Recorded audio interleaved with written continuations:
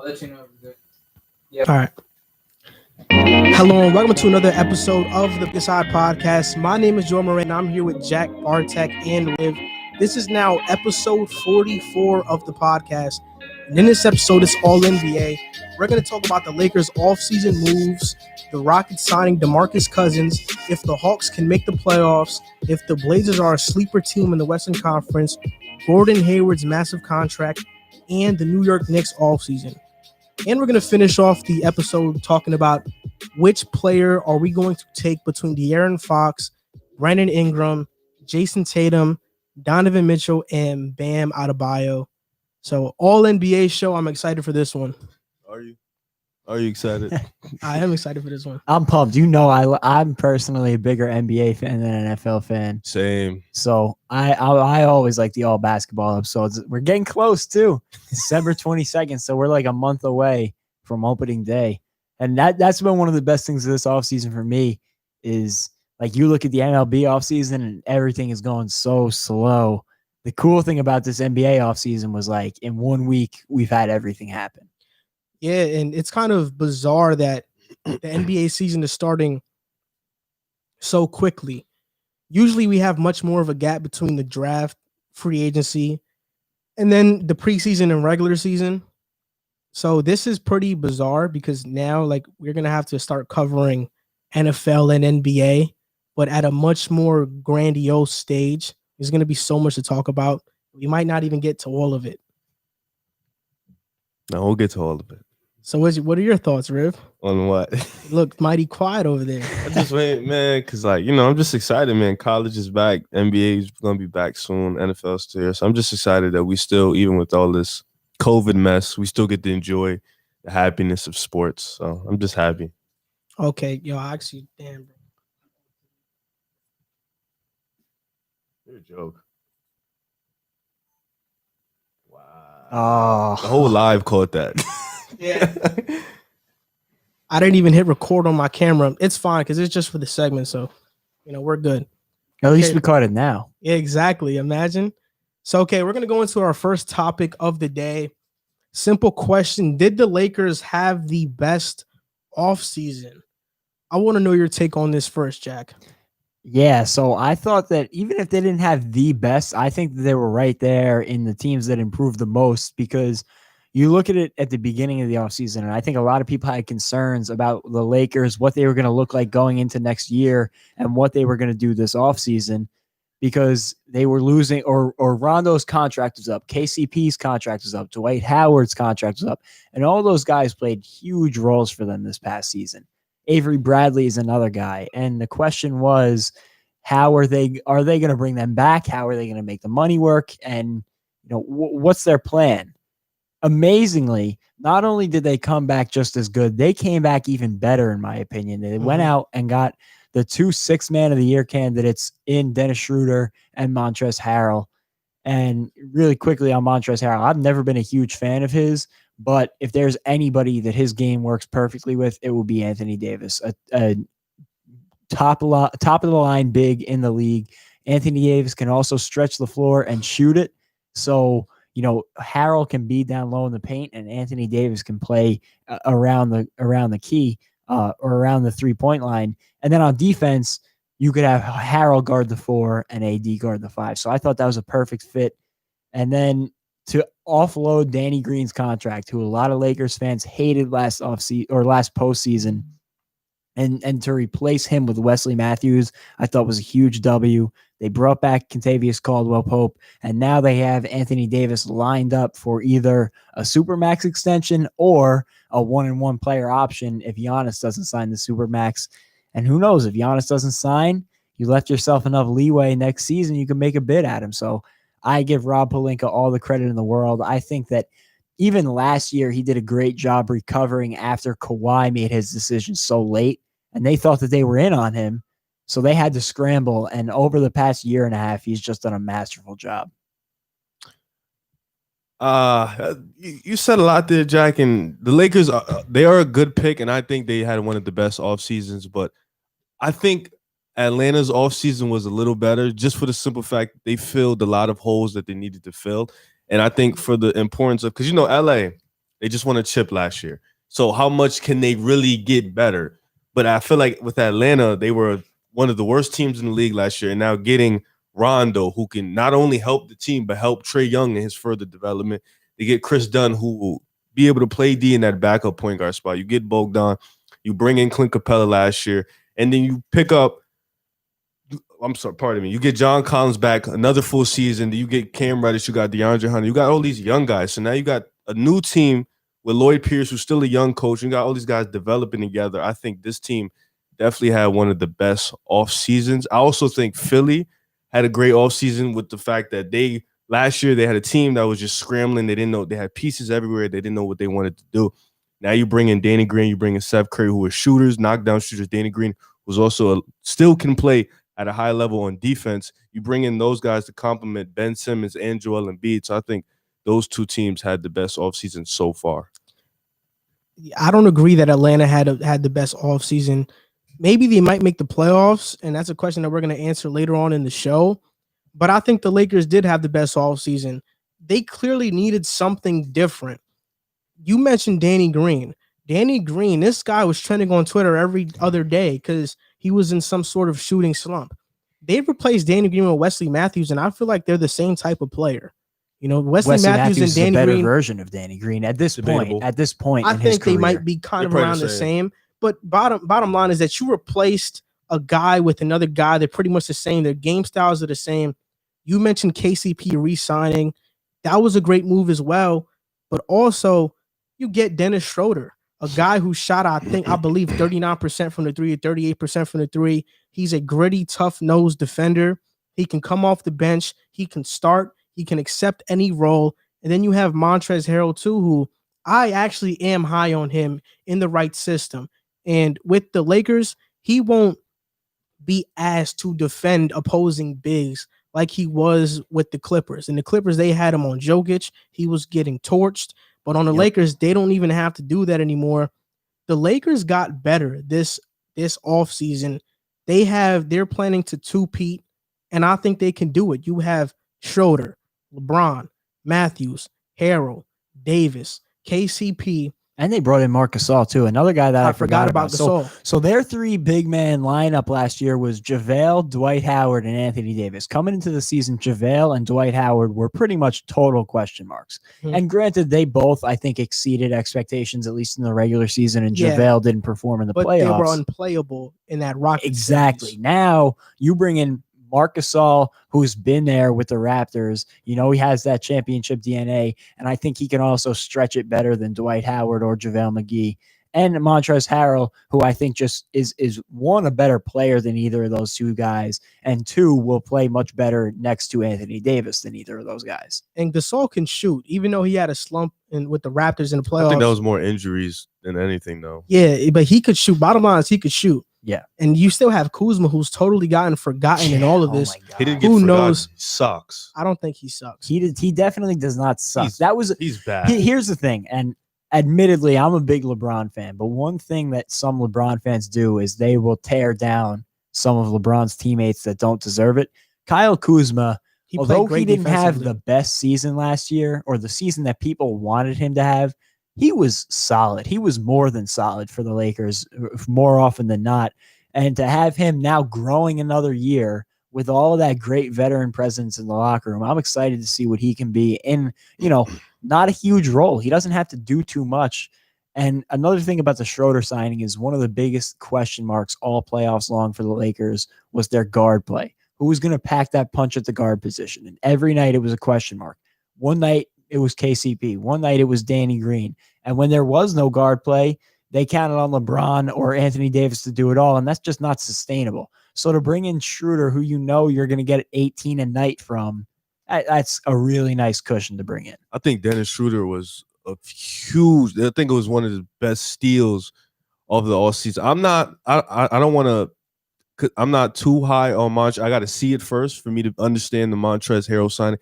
But I think with Atlanta, the fact that they were so low last year and that they're now projected to be a pretty solid team with also, I don't know how I forgot this, the signing of Danilo Gallinari, who I think is probably the equivalence of getting Dennis Schroeder in the trade. I think those two guys are going to be huge for their teams. But I think getting Danilo Gallinari, a guy who has made the playoffs last year, he had a really solid year. I think getting him in that lineup for the Hawks is going to be huge because now you have shooters at almost every position.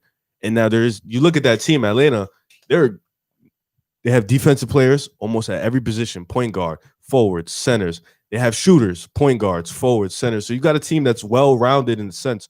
So I think filling those holes so fast in a short offseason, I think that's why they had the best offseason. I see your point. They're two totally different They're in places two different right now. scenarios. Atlanta's trying to be relevant, Yeah. and the Lakers are trying to win a championship.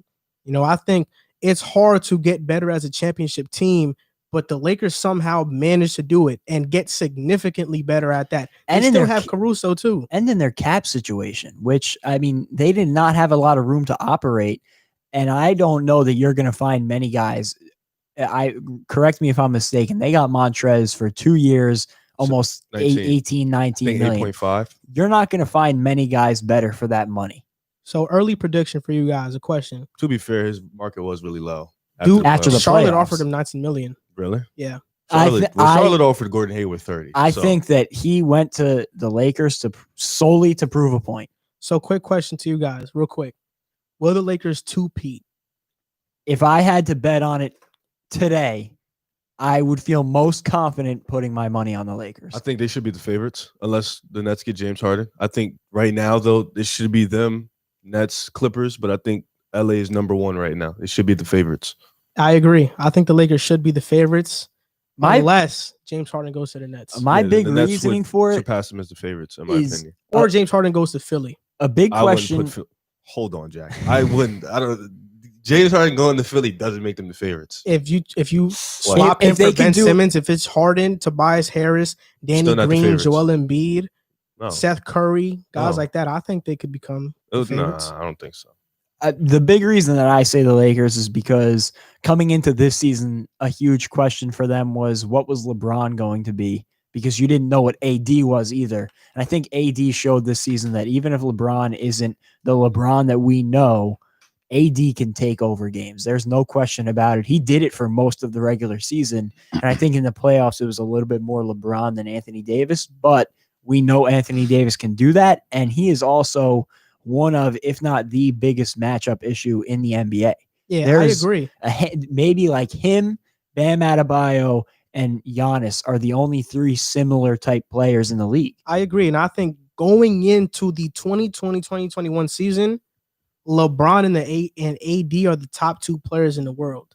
I know you guys gave me a lot of pushback for that one of these last episodes, but I do believe that LeBron and AD are the top two players in the world, and Anthony Davis is the second best player in the world. And even though we didn't agree, I think we all agreed AD was undisputably top 5. No, you didn't.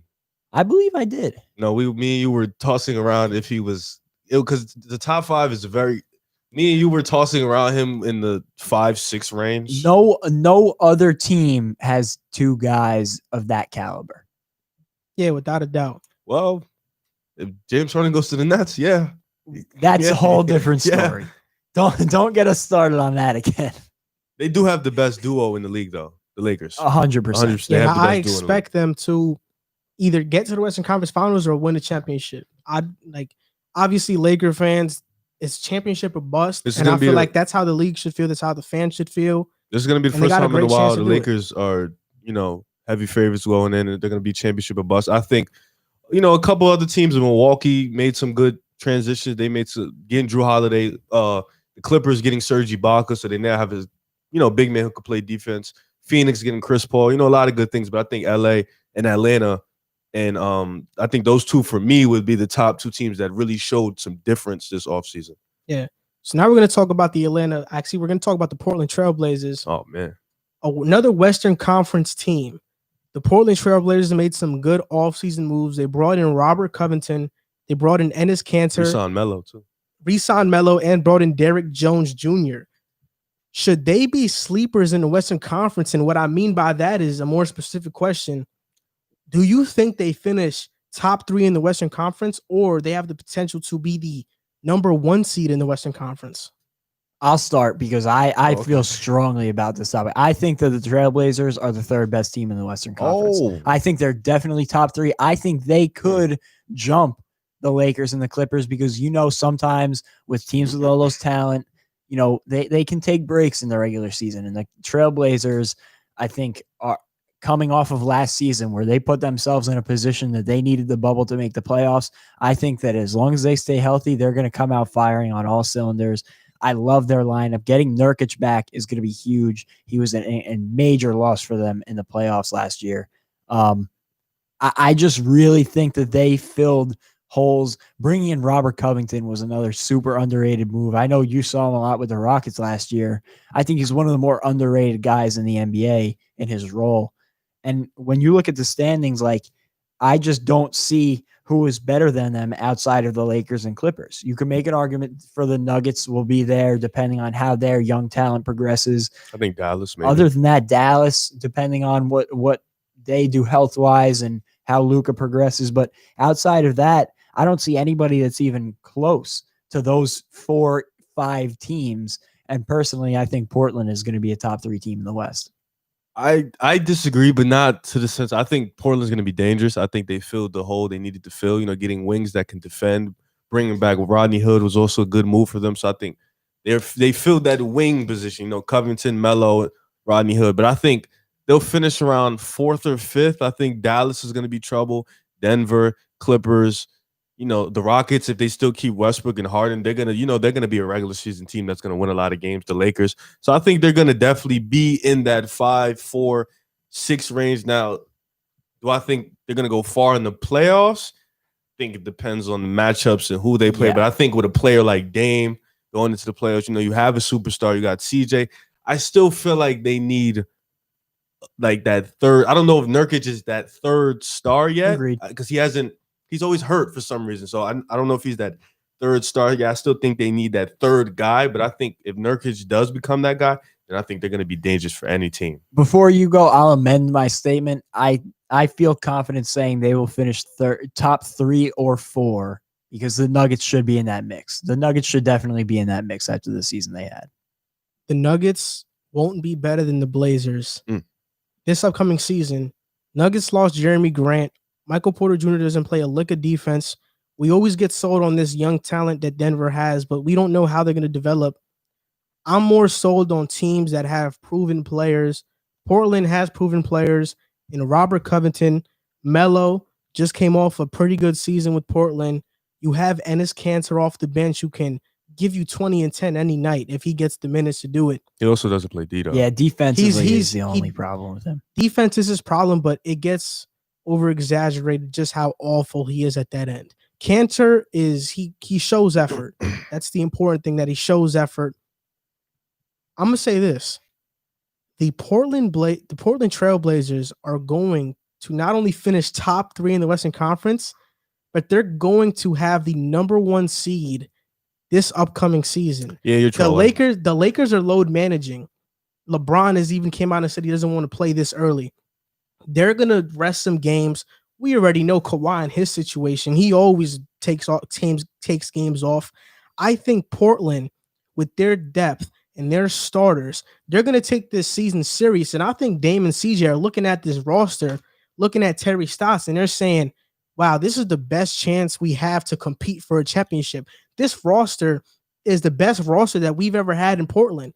What did they need? They needed the wing defenders. They got Derrick Jones Jr., who I think is a great tool, an elite wing defender. He doesn't look like it because he's very skinny in his frame, but he has long arms. He can get steals. He's a good defender. He can stay in front of guys. Robert Covington, an underrated guy who can not only defend perimeter wings, but he's one of the better shot blockers for his height. He was playing center for the Rockets and averaging 2.5 blocks a game. I mean, they have their position of needs filled. Rodney Hood is coming back from injury. Like I said, Enes Kanter. Just their potential starting lineup is Dame, CJ, Covington, Melo, Nurkic. Off the bench, they have Kanter, Jones Jr., Zach Collins, Gary Trent, Anthony Simons, Rodney Hood. Like, these guys can all play. And I think Portland is looking at this season as an opportunity to prove to everybody else that they're the team to beat and they should be respected And that's why I think they're going to finish with the number 1 seed in the Western Conference. And even if there's some injuries, they have the depth to win games, even if guys are out.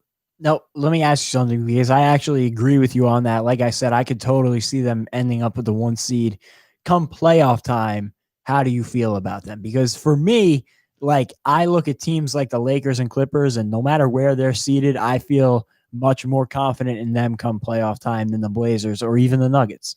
Come playoff time, I'm not too confident. I'm more confident because Dame doesn't have to see Drew Holiday in the Western Conference, so that helps.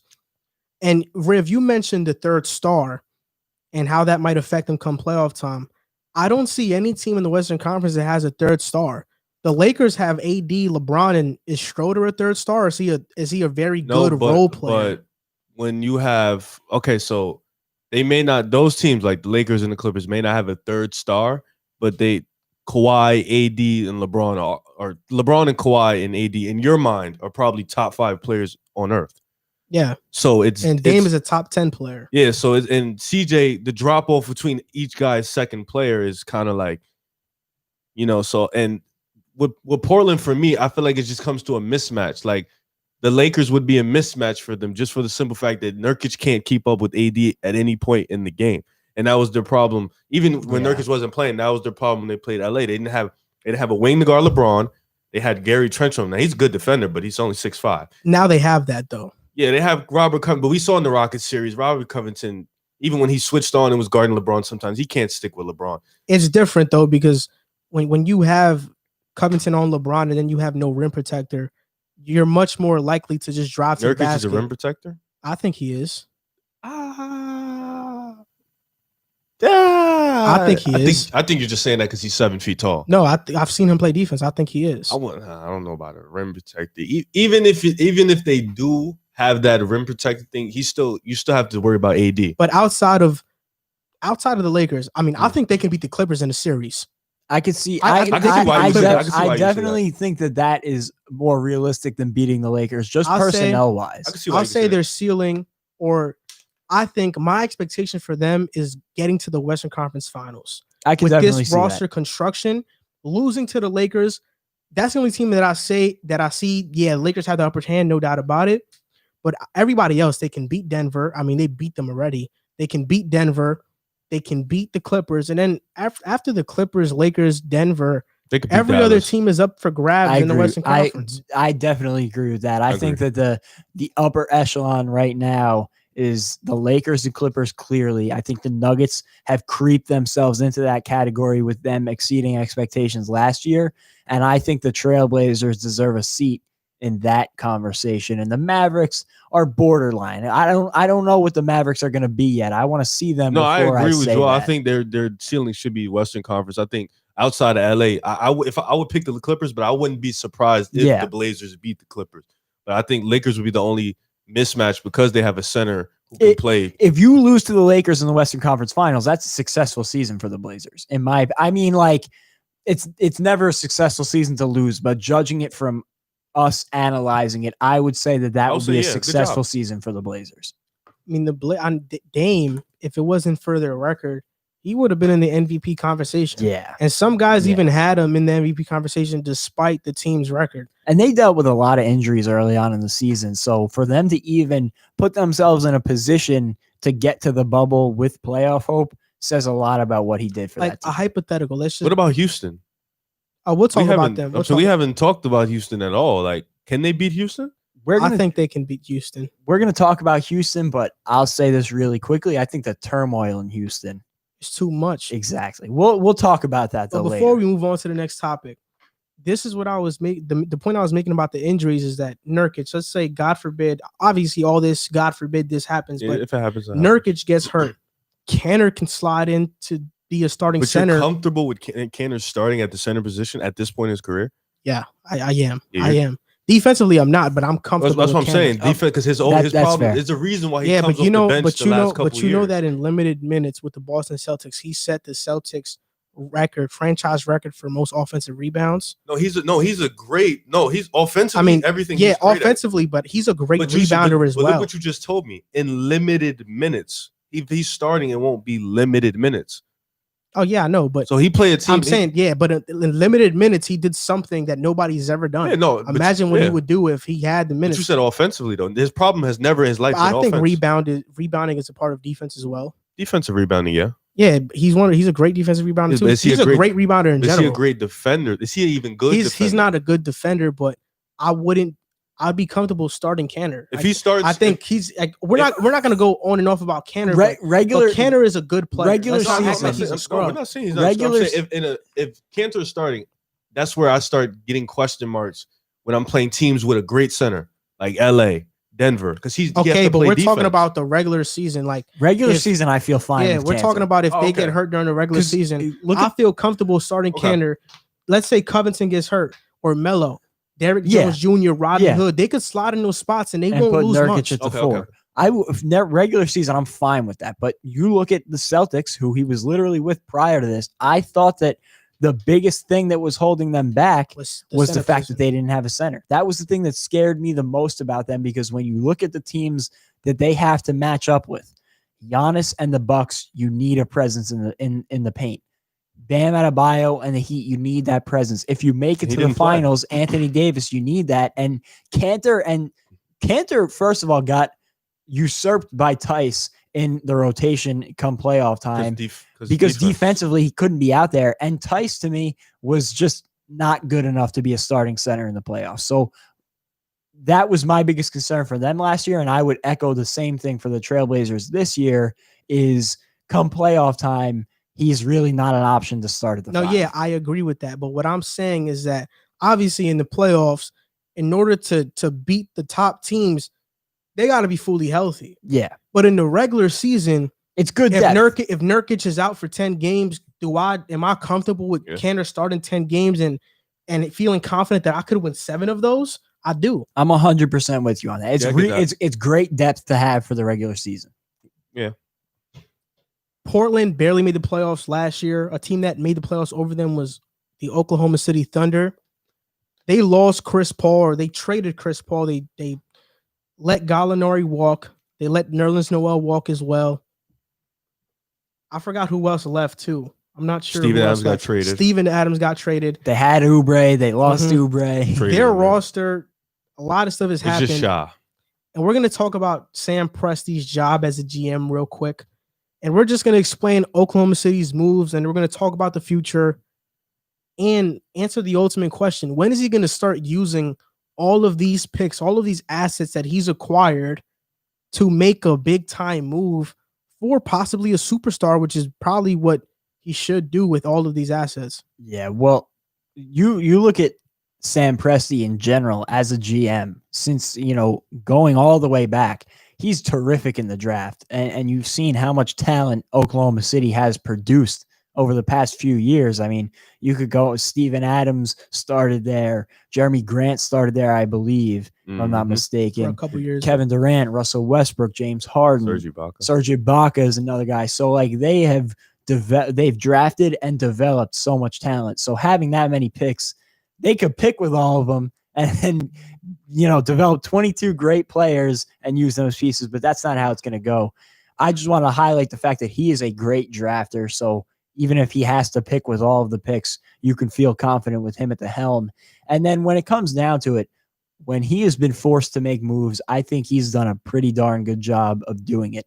And that's going all the way back to the James Harden saga, where he ended up dealing him. And I know James Harden ended up being, I would say, the second best out of those 3 players. But if he stayed in Oklahoma City, I don't think there's any way he reaches that ceiling, with the amount of touches that he would have had behind Kevin Durant and Westbrook. And then Kevin Durant leaves, and he made a great bid for Kevin Durant to stay, going out, getting Oladipo, making a move to convince him to stay. And then when he didn't, he shifted gears. He brought in Paul George. He kept bringing in talent and making his team a competitor. And then when they had to go into reset mode, he literally pulled off the biggest heist in NBA history, sending Paul George to the Clippers for all the assets they got back. Got a great deal for Westbrook. So, I mean, he has just been masterful. So I would trust him any direction he wants to go moving forward.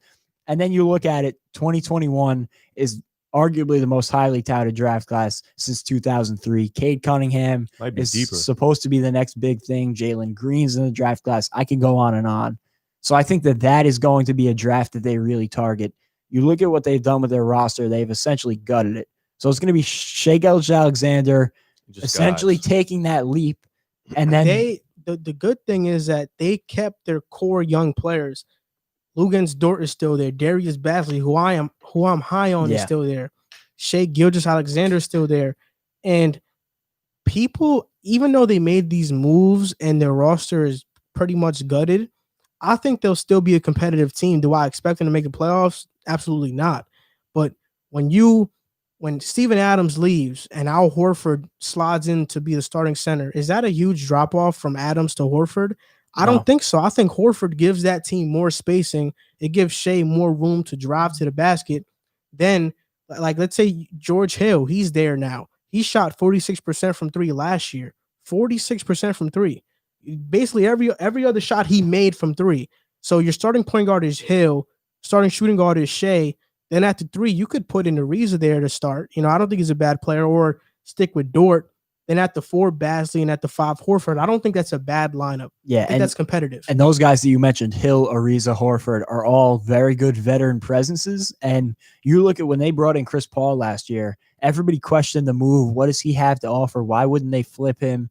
And then he went out, had a basically reinvigorated season, and then he went out and got an even better deal for him, which he turned into like 5 first picks in the end with all the moves he made off of it. So do I think that Al Horford and George Hill are going to come in and do that? No, but can they come in, put up some better numbers, and get flipped for more assets? It's a possibility. You never know with the Thunder. I don't know what they're doing down there, but in bigger roles, George Hill's probably going to be the starting point guard, and Horford is going to be starting at center more than likely. So I wouldn't be surprised to see them play better this season, and maybe they could get flipped. So it's just, I feel like he's always one step ahead of everything. And then on top of that, like, he's been good. No, this dude has a plan. I don't know what it is, but I know I think he's looking at these young guys, the Monty Bates of the world, the Chet Holmgrens of the world, the Mikey Williams. He's like, okay, like, I'm not going to bank my future and my job on these guys, but he's like, okay, I'm watching. Because this, like you said, the 2021 draft, there's about 10 to 12, maybe 13 guys who you're like, damn, these could be the guys. So it's like, I don't know what he's doing on these picks. Like, he got like 30, 40 picks. I don't know. I think they're up to 19 in the next 6 years. Yeah, and thinking about how he's fleeced some teams, getting a first for Oubre, just how he's done and how he's really turned all of these players into first-round picks is pretty amazing to think about. Like, they have a bunch of first-round picks going forward. And cap. They're going to have cap. He's been playing 2K, essentially, in real life. And now you look at them, this year with as good as the Western Conference is, and this isn't even a knock on the Thunder, because I think that, like you said, they'll be competitive. They'll probably be one of the worst seeds, one of the worst teams in the conference. Because the West is so stacked. Yeah. So they're going to be high in the lottery odds, and they're going to have another, 4 picks next year in the lottery. So, or maybe not in the lottery, but in the draft. So I think that next year you're going to start to see the gears start to turn. They're going to draft one of those top prospects next year, pair him with Shai, and then you'll start to see the picks start moving, the cap space start getting used, and a vision start to be enacted. And I want to mention that they drafted, if I mispronounce his name, I'm sorry. The Alexei Pokusevsky. He's probably going to start at the 4. A guy who's a kind of a unicorn. Like, he has a lot of potential. Who knows who he can become? And if there's one organization that can develop him into the right player, it's the Thunder.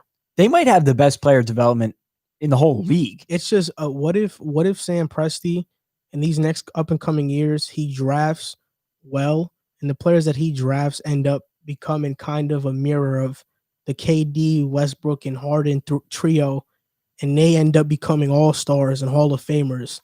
I feel like that's what he's doing. I think he's trying to rebuild that Westbrook, Harden, but this time he won't trade none of them away. Yeah, and that's what I think he's going to do eventually. The other problem with that situation is you go back and realistically, it should have been Westbrook and KD for the next 5 years and beyond.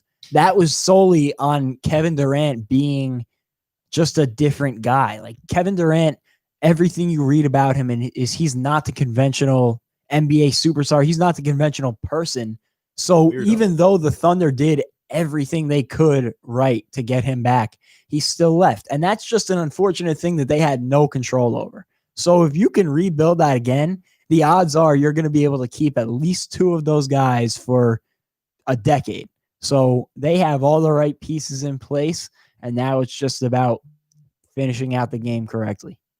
My only concern about it is that the NBA is so much different than the NFL in terms of in the draft. Let's say a team lands the number 1 pick and they're going to select either Cade Cunningham or Jalen Green, whoever it is. No team is going to trade out that pick, regardless of how many picks. I'm gonna be honest with you. I don't think nobody's trading out the top 5 next year. Yeah, and I would be very surprised. Even if they have all these picks, we can offer you 8 picks, 8 first rounders for that 4th pick or the 2nd pick. I think they still say in a loaded draft class like 2021. I don't think any of those teams are looking to move out. So OKC has to hope that they land in one of those lottery spots, and it's possible. Like we've seen the Pelicans be competitive just 2 seasons ago and then land Zion. Like, it happens. You don't have to be in this modern lottery system. You don't have to be completely awful to land the number 1 pick. Tanking doesn't even really work anymore. I think that's why Sam Presti did what he did, just because he knows that the fact that they can lose 82 games in a row and still might not get the number 1 pick in the draft. So I think getting all those picks to assure that they have multiple picks in the first round, second round, whatever, I think that was good for him. And on top of that, they have brought in guys outside of lottery picks that they have developed really well. So I trust them drafting. Luke and Dortz went on draft. Yeah, exactly. So their development system is really strong. They drafted Teo Maledon too out of France. Yeah. So even if they don't, his name is Teo. That was Theo. I think they're definitely going to have at least 1 lottery pick. So hopefully you get good odds on that, land in the top 5 somewhere, and then you're going to have picks sprinkled throughout the rest of the first round that I trust them drafting in those spots. Yeah, I agree. OKC faced the Rockets in the first round of the playoffs last season in a nail biter. Went to 7 games. James Harden had a defensive block to win that series in Game 7. Why did I think you said the Lakers? No, it was like 7 games. The Rockets made some offseason moves. Most notably, they just signed DeMarcus Cousins, a former All-Star center. They signed Christian Wood as well. I think Christian Wood has All-Star potential. Are the Rockets contenders? Now they're not going small ball. They're getting centers now. They just got 2 good ones. Are they contenders? Should they be taken seriously? I think and I know it's a big if, but I know Boogie's been hurt the last couple of years, but I hope I do, because I like Boogie to play. I do hope he comes back and he's going to play well. If he plays well, you got him, who's still, if healthy, one of the best post players in the league. He can rebound offensively and defensively. He can stretch the floor too. He can shoot from the mid-range and the 3, and he's a very underrated passer at the big man's position. You got Christian Wood, who can play defense, block shots. He can also shoot the 3 ball. So not only did you get bigs who are big men, but you got bigs who can stretch the 4. Like, you can legit play 5 out with those guys. Well, no, Westbrook can't. But you know what I'm saying? Like, you can legit play 5 out with these guys. I think they made the proper moves to keep Harden happy. I don't know about Westbrook, because I feel like he wants to go guard. But I think these are good moves to keep Harden happy, because you still have PJ Tucker, who can come off the bench, or you can start him. You still have Ben McLemore, who shot at, I think, a 43% clip from 3. Yep. You did lose Jeff Green. You did lose Robert Covington, so you don't have those wing guys. But you still have a good team that I think, like I was saying before, I think can compete with Portland, because you still have that guy at the top, James Harden. I think can compete with Denver. I think can compete with Dallas. So I think with those 2 additions, those big men who you had trouble with last year, because you were playing 6'5" big men, which is just not going to work. I think now you have a chance to really get back and be contenders in the West. The Rockets' time is done. They're not contenders anymore. It doesn't matter what they do, who they sign. They're either making moves to stay the same or making moves to go backwards. The move to trade for Westbrook was a move to go backwards. Not re-signing Trevor Ariza after you lost in Game 7 in 2018 against Golden State was a move to go backwards. In order to get a wing, you trade Capella, get Covington. You stay the same.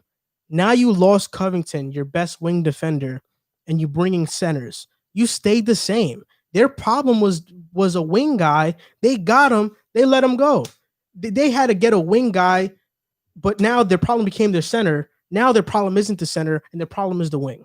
So they're staying the same. They're not getting better. They're moving laterally. These aren't moves that are gonna take the top off of anything. Like these are the same moves. Maybe now PJ Tucker can slide to the 3 and finally not guard 7-footers. It might make a difference. But what is DeMarcus Cousins going to be? Is he going to stay healthy? I don't know that. Right now, he hasn't been able to stay healthy. And even if he does, and last time he was healthy, he averaged 16 with the Warriors. He's never been a good defender. And that's what you need in order to guard Jokic, in order to guard Anthony Davis. And Christian Wood, I think he has all-star potential. He averaged 13 and 6 with Detroit, and in per 36 minutes, he was averaging 22 and 11 if he played 36 minutes. Houston has to blow this team up.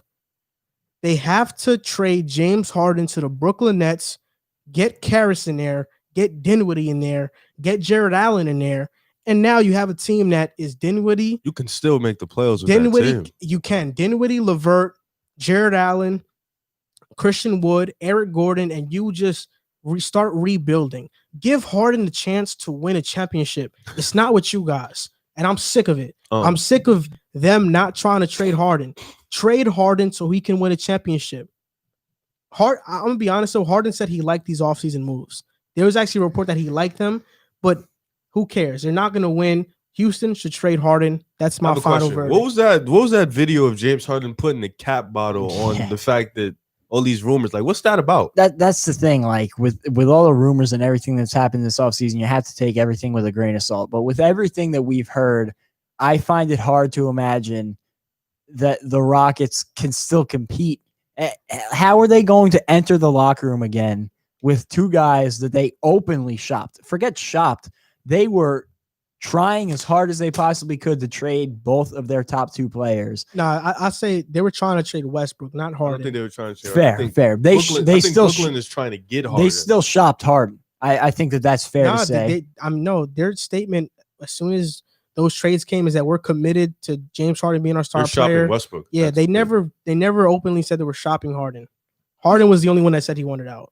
Either way, with all of the rumors, I find it hard to imagine that they're going to come in and the chemistry is going to be fine. And I know that there was problems with PJ Tucker this past season. There was problems with Eric Gordon this past season.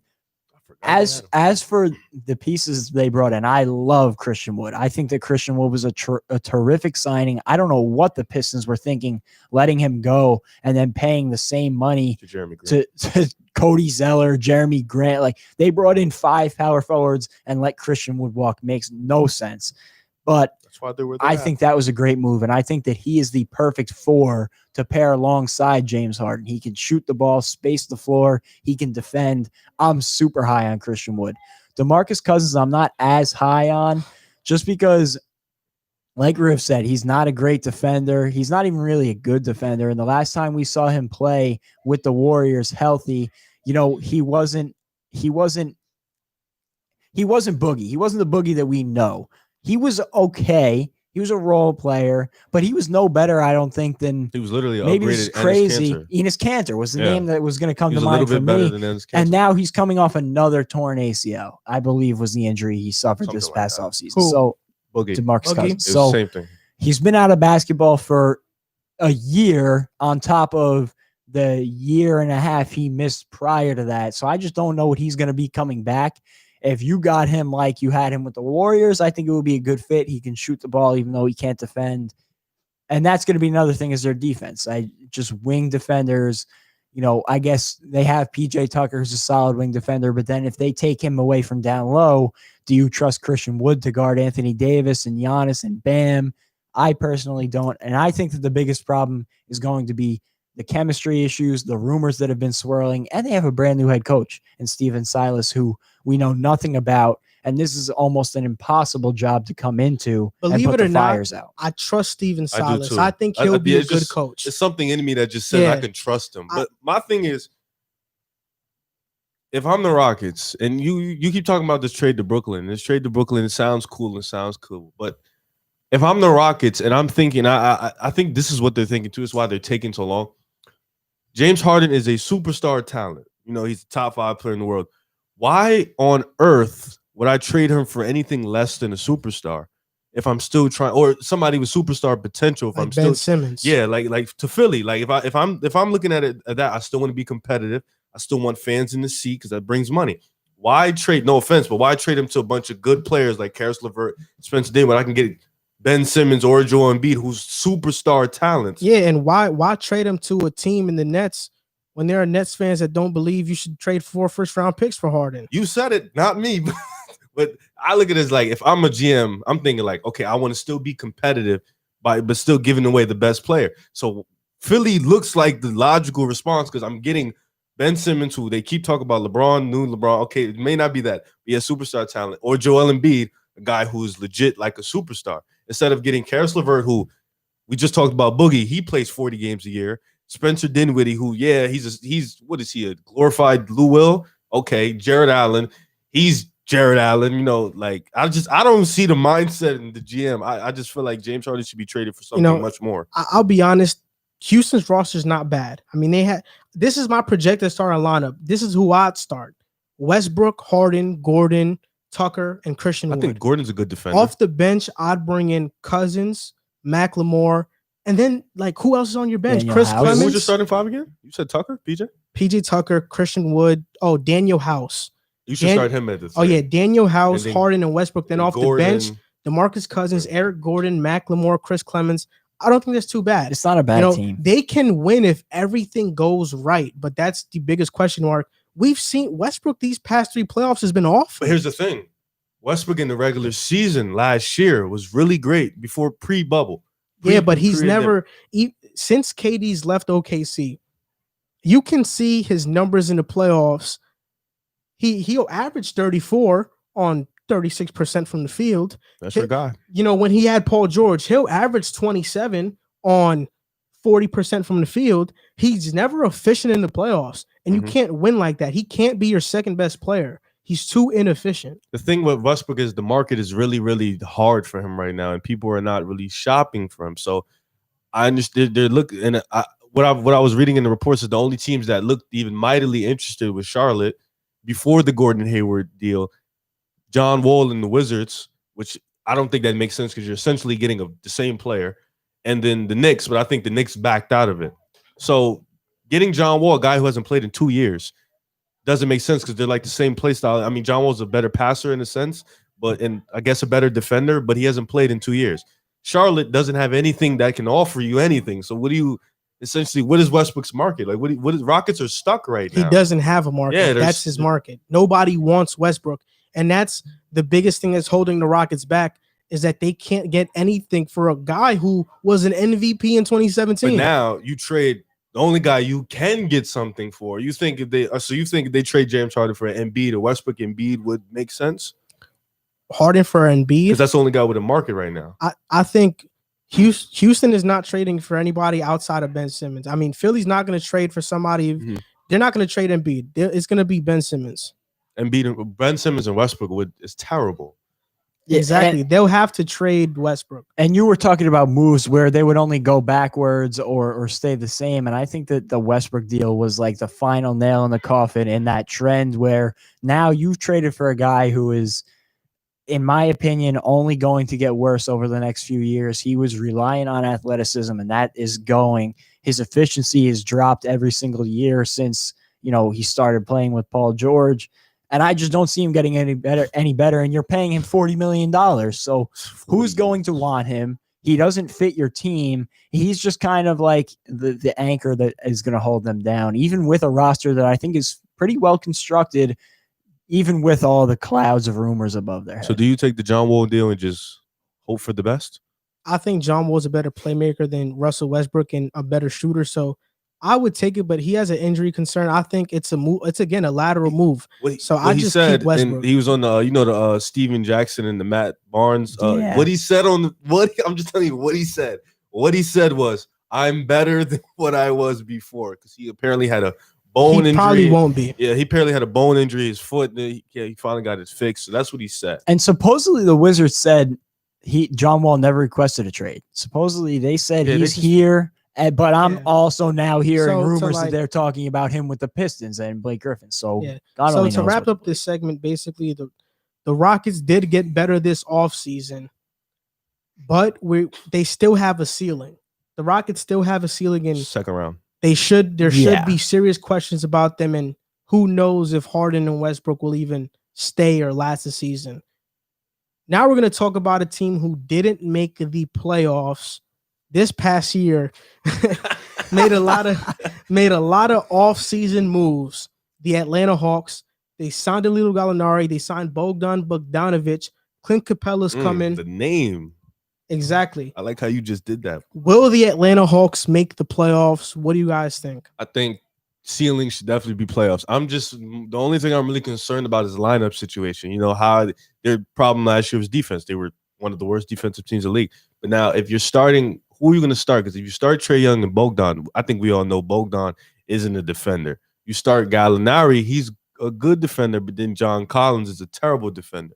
So now it's kind of like you have three defenders that are terrible, and Clint and Danilo, who to start Gallinari, you'd have to put him at the 3. Yeah, and he's not a 3 quick defender. enough. He's a 4 to guard 3s. He can guard 4s, but he can't. He can guard threes. bigs like that. Play the 4. That's why. So it's confusing on their line. They have a tricky situation here, but I think their ceiling should be playoffs. You know, it's the East. They're that team that's coming up. They should be that 6th to 8th spot right there in the playoffs. They also got Rajon Rondo and Chris Dunn. If I'm not mistaken, I love Chris Dunn. I think Chris Dunn is one of the most underrated defenders in the league. I could bring up the stats to prove it, but that's for another episode. You said he was the best backup, and I would never forget that. You said he was the best backup point guard in the league. No, I said he was the most underrated backup in the league. Fact checked you. That's what you No.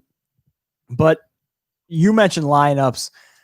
If I'm not mistaken, they started Kevin Huerter at the 2 most games last year. Oh, so somebody commented Gallo is going to be the backup 4. So they confirmed that he's the backup 4. Smart. Okay. So John Collins. That's a lot of money for a backup. Exactly. 20 million, but whatever. So you have to imagine, personally, what I would do. I know that this is essentially playing positionless basketball, not in the same sense. I would definitely start either Rondo or Chris Dunn with Trae Young, because there is no defensively, you need one of those 2 guys out there with Trae Young. I'm sorry. Trae Young is arguably the worst perimeter defender in the league. I just think that you need one of those 2 guys out there to complement him defensively, especially considering how bad you are throughout the rest of the lineup. I would say Rondo. That was a hot take. I would say I mean, like, you can't start Chris Dunn at the 2. You can't start Chris Dunn, and you can't start Rondo at the 2. I think Bogdan should be the starter. My only concern with Atlanta, I think Cam Reddish is that Atlanta has too much offense and not enough defense. Yeah. This was a team that was 30th in points allowed per game. Capella's a plus defender. So is Onyeka. Who knows what Onyeka's role is going to be? Rondo's a plus defender. Chris Dunn's a plus defender. But their starting lineup, there's not many plus defenders unless, like, who's going to start for Gallo? I'm not sure yet. Who's going to start at the 3? Maybe Hunter, probably. He started Reddish, last year. Somebody like that. But it's just when you have $53 million going to Capella, Gallinari, and Bogdanovic combined, that's 46% of the cap. I just don't know what your ceiling is as a team. You know, I think Atlanta made a mistake paying Bogdan. I think they made a mistake paying Bogdan, and I say it because I think they got money happy. This reminds me of what New Orleans did with Anthony Davis early in his career. They wanted to win. They wanted to capitalize on how good this guy was right away. So they went in and they got Eric Gordon. I believe they traded for Drew Holiday. And they also got Tyreke Evans. Got DeMarcus Cousins too eventually. No, to be fair though, it was a trade, but they signed Tyreke Evans. They traded for Drew Holiday and they gave him big money. And pick Ryan Anderson up too. Exactly. And you basically gave a lot of money to guys who aren't superstar level players. I mean, Gallo, Capella, and Bogdanovic are locked up for the next 3 years. I think we all agreed though, like Capella will eventually go because of the pickup of Onyeka. The good thing about Atlanta is that they have players who can become stars. Pelicans didn't have that. Yeah. The Hawks do in Hunter. They have it in Reddish. They have it in Onyeka. Obviously, Trae Young. In Trae Young. Yeah, he's already an all-star. But Trae Young is like he's not Anthony Davis, but I'm saying, like, in terms of them having that star player to build around, that's that guy. But Atlanta has more potential to have a second guy because they have a younger roster. They have guys they picked up with a lottery pick. I mean, the more we talk about it, the more the gears are turning in my head, as you can probably see. I just wonder how they're going to balance that rotation, because at the 4 and 5, and even I guess you could say the 3, if you want to add in the 3, they have Gallinari, Bogdanovich, John Collins, Onyeka, Clint Capella. You could say DeAndre Hunter's in that group. Cam Reddish is technically in that group. Still there Actually, too. to be fair, well, because last year, so what they rolled out with the first couple games, they rolled out a Trae Young, Cam Reddish, DeAndre Hunter lineup. That was the first 3 guys. Alex Len was starting at center. Yeah, and then they bench Cam. And so I think Trae Young, Rondo, Chris Dunn, Cam Reddish, Porter, those would be the guards. And you roll out DeAndre Hunter, John Collins, Danilo. Those would be the forwards. I think they're gonna start. It's probably going to be Capella, John Collins. Those are the Trae Young, Capella, John Collins. Yes. Those are starters on day one. We don't know who are going to be the 2 and 3. I guess they're going to fight for that in training camp. But I think DeAndre Hunter is probably going to start again at the 3 just for defensive purposes. I don't know about the 2 because I don't know if they trust Cam Reddish because he was on fire last year off the bench. So I don't know if they're going to trust him to start again or not. Kevin Huerter was the same too. So the good thing with Cam Reddish is he is a plus defender. Oh, yeah. So if you could start him hypothetically you're at going the to get 2, the defense. But is he going to play offense? The good thing about Atlanta is that you have Danilo off your bench. He can be a 6th man of the year. And if you have a bench of Rondo, Gallinari, I think Bogdan and let's say too. if Bogdan comes off the bench, that's the best bench in the NBA along with Onyeka. That's why I'm starting to like the Onyeka pick much more, because now they can trade Capella and have a guy for the future. And Rondo's going to make them significantly better when they come off the bench together. Now, if they That'll be a good trade bench Capella, and can get a solid defensive 2, that would be I would love the fit here. But I just think they have a logjam down low and not enough two-way at the 1 and 2. I'm going to say this. Can the Hawks make the playoffs? Yes. Are they a lock to make the playoffs? I don't believe that they're a lock to make a playoffs. I would in the Eastern Conference, I would say locks for the playoffs. I'm confident in the Bucks, the Celtics, the Heat, the Sixers if they stay healthy, the Nets. And then I guess you get into the Raptors. I would feel pretty confident in. That's 6 teams that I think are locks for the playoffs. Exactly. I was counting the same teams. So now they have to compete with Charlotte, Indiana, Orlando, and Washington for 2 spots. Yeah, exactly. I could easily see them making it. It's just a question Indiana of fit. has more of a shot to be like kind of a lock. I think it that depends. Fit-wise, Indiana is much better. I think that Atlanta is more talented, Mhm. but the fit in Indiana is better. Yeah, it just depends. I mean, you just named it. 6 teams who are probably going have a solidified spot in the Eastern Conference to make the playoffs. It's going to be tricky because Atlanta, they're going to fight for those last 2 spots. And I don't know, do you trust them over Orlando, who has Steve Clifford, who's a good coach? That's another thing. I'm not sure if I trust Lloyd Pierce too much yet. Yeah. Like, it's really weird. But last year, their starting lineup was Trae Young, Kevin Huerter, DeAndre Hunter, John Collins, and it was a variation between Alex Len, Bruno Fernando, and Cam Reddish. So obviously they're getting a major upgrade this upcoming season, and it's a huge possibility that they make the playoffs as well. Did I just hear somebody say that Orlando is a surefire spot in the playoffs? No, but there. that. So we said No, we're saying so that's we who they gotta said compete with. so we said the Bucks, the Got Raptors, it. the Bucks, the Raptors, the Yes. Celtics, the Heat, the Sixers, and the Nets are locks for the That's 7 playoffs. teams. Considering health, everybody stays healthy. That's 6 teams. So then you have the Pacers, the Magic, the Hornets, the Wizards, the Hawks are all going to be competing for those You last just 2 gonna- spots. You just gonna throw the Hornets before the Bulls?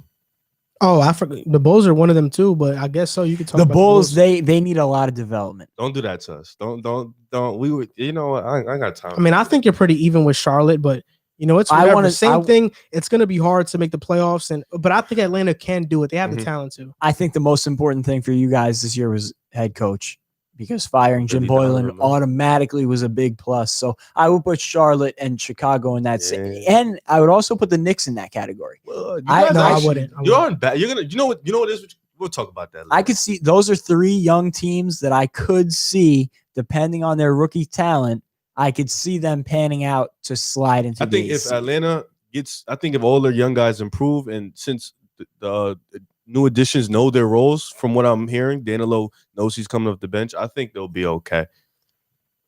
Atlanta, I believe, what seed were they in the Eastern Conference last season? Like 13th? Last season they finished in 14th. 14th. Okay, Second to last. A team that was above them was the Knicks. I'm guessing they finished 13th. They finished 12th, and the Pistons finished right above them. The Knicks this offseason had one goal and one thing they should have done, and that was to get a point guard in the building, and they failed to do it. Despite that, they had a pretty good draft. They drafted the National College Basketball Player of the Year in Obi Toppin. They signed the Big East Player of the Year in Miles Powell, and they drafted the SEC Player of the Year in Emmanuel Quickly. With that being said, do you think that the Knicks offseason was a success or was it a failure? I liked what the Knicks did this offseason. I thought they did really well in the draft. I didn't think Obi Toppin was going to be available at 8. So to get a talent like that far back was a W for them, I would say. And the biggest concern with Obi Toppin, like we've talked about, is his defense. So bringing him into a Tom Thibodeau system is a perfect fit. You saw Leon Rose working his connections already, bringing in a Kentucky guard and Emmanuel Quickly, who I've mentioned. I'm high on Kentucky guards. They've been very successful over the past decade or so in the league. So maybe he's the guy. Maybe it's Tyrese Maxey with the Sixers. Maybe it's both of them, or maybe it's neither of them. But I like Kentucky guards, so I thought that was a good pickup. And Miles Powell, I thought was an underrated guy who flew under the radar of a lot of teams. But he can come in and automatically give you some scoring output off the bench, which is something the Knicks have lacked the past few years at the guard position.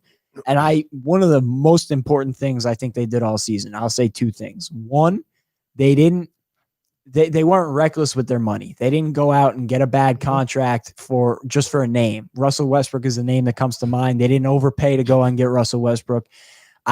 I thought it would have been a mistake to give Gordon Hayward the contract that the Hornets gave him, and they were in discussions with him. So they didn't reach for a guy that they didn't need and they weren't ready for yet. I don't think they're ready for a big contract like that, especially for guys of that caliber, trending down, not going to take you very far. And also they shed a lot of money, contracts that I thought weren't great. And so now they have cap space. They also got off a lot of the older guys on the team. So now the young men are going to have a chance to grow and develop in their roles. And I thought that Tom Thibodeau was a good signing at the coaching position. So I like the core that they're developing. I think that this is something that we haven't seen for the Knicks over the past decade, maybe since the Ewing and Starks days. Because even the Carmelo team, that was a bought team. They went out, they bought Stoudemire. They went out, they bought Carmelo in trades. Now they're bringing in their young talent and they're developing it. And I think that is, you look at the Warriors, the latest dynasty in the NBA, and that's how they did it. I think that is the more sustainable business plan. And then obviously from there, the Lakers built their team. Yes. Warriors are once in a generation. The Bulls drafted their dynasty. In terms of dynasty. Yeah, I guess so. But I'm saying a lot of teams that win championships buy their way. I think that this is a good way to start because I feel like the Knicks were trying to base too much off of going out and getting a superstar without putting anything into it. Now they've put in the groundwork for the core. And this is something that's going to lure a big-time free agent. This is what's going to attract a Giannis to New York. You bring that talent in, and it'll make it attractive. Because I know you're going to dispute what I'm going to say. I'm not. I know, because you just said that. So then let me go. Let me go. No, let me go. All right, you could go. No, I'm actually, me and Joel, we used to go back and forth on Twitter all the time about the Bulls and the Knicks. And I'm one of the few but I was watching Joel argue with a few guys on Twitter the other day, and I feel like they were wrong. Like, I like the moves the Knicks have been making this offseason. They brought in Tom Thibodeau, an A+ defensive coach. He does play his guys a lot of minutes, I know, but he's an A+ defensive coach, a guy who can get it done. He has success in the NBA. Now, he hasn't won he was an assistant coach for Boston when they won a chip. And the Bulls, they made the ECF. They won teams, grit, grind, all that good stuff. They brought in a new player development. They brought in a new player development coach. They brought in guys who are ready to work. You got a whole new everything. You got RJ Barrett, Mitch Robinson. You got Emmanuel Quickly. Like he said, guards at Kentucky, they know how to play. They come in day one. They know what to play. Obi Toppin, I'm not so high, but he's NBA ready. Like, he's ready to play from day one. You didn't do what you did last year. You know, you paid Julius Randle just cause. Dumb move. You didn't do that this year. You go out and guys on 1-year deals, guys who are rentals, you know, guys that are just going to come in. They did the same thing this offseason. Nerlens Noel, Alec Burks, they're all 1-year rentals. I'm saying last year you paid Julius Randle 2 years. Yeah, you were just throwing money. I also think that nah, really. The only guy we paid was Julius Randle. You paid Bobby Portis $18 million. 1 year though. Yeah, but 18. It's a 1-year contract. But 18. But it's a 1-year contract. Come on, bro. What did you pay him 18 mil? I think that Nerlens Noel and Alec Burks were much more wise decisions than guys like Reggie Bullock and Taj Gibson. The positives about the New York Knicks offseason is that they drafted well. I think, you know, we don't know how they're going to turn out, but from what I think they drafted pretty well. They didn't go out and spend money stupidly, which is a good sign. I mean, they should have never. Oh my God, if they got Gordon Hayward, I would have went insane. And if they would have got Bogdan, you know what's ridiculous to me? What's ridiculous to me is that people love to bash the Knicks about how they didn't make moves this offseason. But if we would have paid Bogdanovich $18 million for 3 years, people would have been clowning the Knicks right now. Anybody who's telling you the Knicks were wrong to not go out and make those moves, they don't know what they're talking about. Because the Knicks aren't there yet. Yeah, for certain. But I'll say this: along with the positives comes negatives, and there's some negatives in this offseason that like they can still overwrite if they sign a guy. We don't have a point guard. And when you talk about the Knicks last year and the Knicks this year, did they get better? I mean, last year's starting lineup, this was the lineup that had the highest win percentage. And they only played 8 games. The Knicks had 20 different starting lineups. This lineup played 8 games. Elfrid Payton, I know it. RJ Barrett, Mo Harkless, Julius Randle, and Taj Gibson. Elfrid Payton and Barrett are probably going to start again. Julius Randle, are we sure Obi Toppin on day one is going to start over Randle? I'm not sure about that. You should. Maybe he should, but is he? I'm not sure about that. So let's just say Randle starts. Now, Gibson, you slot in. Free agent? He is. But now you slot in Mitch, which is an upgrade, but Mitch gets into foul trouble, which is why he came off the bench in the first place. But let's just say you start Mitch. Now, who's your 3? Or Alec Burks? You know, he's okay. He averaged 18 last year, shot pretty good from 3. But is that a major upgrade over Mo Harkless? Slightly. Like, I don't think it's too much of an upgrade. He's a minus defender. Mo Harkless is a better defender. So you're basically going out there this season with the same damn lineup. And I don't think I've ever seen this problem happen with any other team before, where we have too many bad players. Who are they going to give minutes to? That's what I'm thinking, because if our starting lineup is Barrett, Payton, Burks, Randle, and Mitch, Obi Toppin off the bench, good. Miles Powell. Nerlens Noel is a lock to come off the bench. Austin Rivers is a lock to get minutes. Then who gets those minutes? Ntilikina, Bullock, Knox, Quickly, Powell. I totally forgot about Kevin Knox. I didn't. He sucks. That's what I'm saying. I'm not going to forget about him. Outside of Obi, Noel, and Rivers, who are you giving minutes to? Because all these guys are like the same type of player. Are you gonna emphasize developing Kevin Knox and Frank Ntilikina and forget about Miles Powell and Emmanuel Quickly?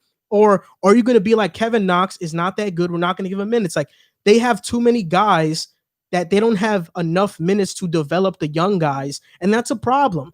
And my dream scenario starting lineup this season, one, I hope the Knicks go out and sign a point guard. Reggie Jackson is still out there. They should sign Reggie Jackson. You think because so? He's a starting caliber point guard in the NBA. They should have never signed Elfrid Payton. They should have signed Reggie Jackson. I would have been fine with Reggie Jackson. I wanted Jeff Teague. I would have been fine with Reggie, but based on this roster, this is the starting lineup that should be out there because of spacing. And yeah, just spacing. Austin Rivers, Alec Burks, RJ Barrett, Obi Toppin, and Mitchell Robinson.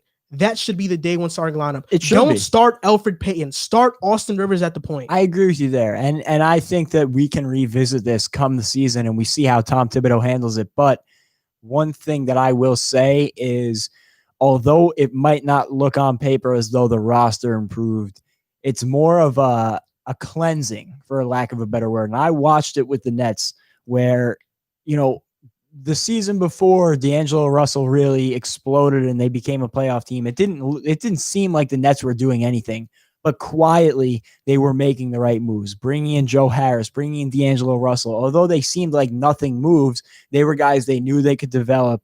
And although they went under the radar, you see what they eventually became and what they built. It was building that core, building that, what's the word I'm looking for?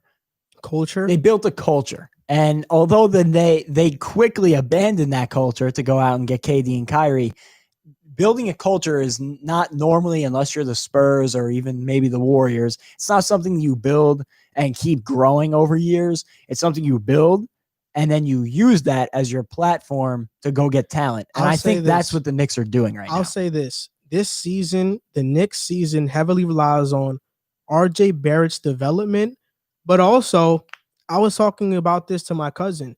Mitchell Robinson to this point hasn't proven he can be a starter because of his foul trouble, because of his minutes restriction. That's a good point. I think Thibodeau's going to change all that. No, yeah, I think so too, but he's still a question mark too. As much as us Knicks fans want to believe he's a sure thing, he is still a question mark. He has a lot of potential, but he's never played 30 minutes a game. IQ. But to be fair, I think RJ Barrett still has question marks too. No, I think so too. And that's what I'm saying is that it's just hard because Alec Burks is by far, I think, our best shot at starting. He has the best shot at starting over guys like, guys like who? Ntilikina, stop. Reggie Bullock, please. Reggie Bullock, Kevin Knox. Like he's a surefire thing to start. It's terrible. And it's just the Knicks are in a weird situation. I don't think they got maybe a little slightly better from last season, but this is still a flawed roster. I think what people fail to forget is a very flawed when roster. Mitch got drafted, he didn't play college ball. Like he didn't play any ball. He was just practicing and getting ready for the forgot. NBA. Dennis Smith Jr. still here with us too. Oh, he's not playing. I think we have Omari Spellman too. He came. Oh my God, a lot of young guys. I like that move for you though. Omari Spellman. Where is he going to get minutes over our guys that need to get minutes to develop? Like it's just it's weird right now. I think Emmanuel Quickly needs to get minutes. There are a couple people that I agree. There are a couple people that I think the Knicks need to get off the roster. And Julius Randle is one of them for sure. But there are a couple guys that I think are blocking. I don't want to give up Julius Randle, and I know it's an unpopular opinion amongst Knicks fans because I think Julius Randle, if he comes off the bench for Obi Toppin, Julius Randle can be one of the better six men in the NBA. Yeah. He'll average 16 to 18 off the bench, 8 rebounds, and he'll be efficient. The question is not talent. He's got the talent. My biggest problem with him is, one, I don't think he would be willing to accept the bench role. Two, I think he would. He's what else is going to do? By all accounts, not a hard worker, not a good locker room guy, and that's not what you need when you're building that culture. But my thing with Randall is just his shot taking. I think his I don't know about the leader and hard working. Yeah, I don't know him personally. But his shot I'm just saying based on what I've heard, like that's not a guy that you want around your team. That's not good. It just doesn't proper that way. I mean, but you can though. It's not about leading them to victories. Randall's a young guy too. He's only like 25, 26. He's still a young guy in a sense too. And with me, Randall is just his shot taking. For them, he's a veteran though. For them, he's a veteran. I think last year the veteran was more Taj Gibson. But now Portis. But now that's the role that he has to come into and fill. And I don't think he can do that. I hope he proves me wrong, but I don't think he's shown anything he can do. I hate to answer the question so late, but was the Knicks offseason a success or a failure? I think it's in between for you. I think draft-wise, it was a success. Free agency-wise, because we didn't sign any big-time free agents, I guess I'll say success too. But overall, I'm in between on it because we didn't get a point guard, which is what we needed.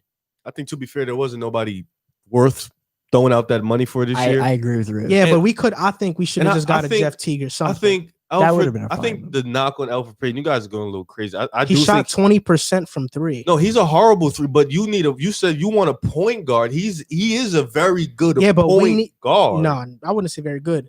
He's a very good playmaker. He's an okay playmaker. What I'd say is that we need a point guard that can space the floor as well. This guy, he'll get left open from Canada. Nobody's gonna. You would rather start Austin Rivers? Like that's your next big thing.